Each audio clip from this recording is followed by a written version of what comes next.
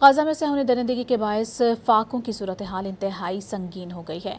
गजा में ग़ज़ाई क़िल्लत के बायस मज़ीद 10 अमवात रिकॉर्ड की गई, जिससे कुल तादाद 313 हो गई है।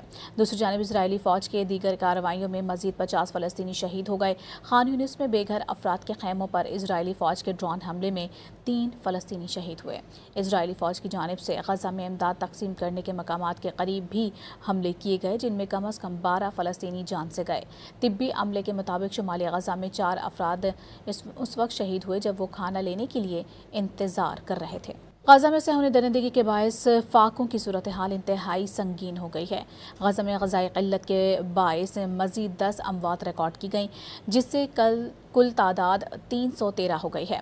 दूसरी जानिब इजरायली फ़ौज के दीगर कार्रवाइयों में मज़ीद 50 फ़लस्तीनी शहीद हो गए। खान यूनिस में बेघर अफराद के खैमों पर इजरायली फ़ौज के ड्रोन हमले में 3 फ़लस्तीनी शहीद हुए। इजरायली फ़ौज की जानिब से गजा में इमदाद तकसीम करने के मकामात के करीब भी हमले किए गए, जिनमें कम अज़ कम 12 फ़लस्तीनी जान से गए।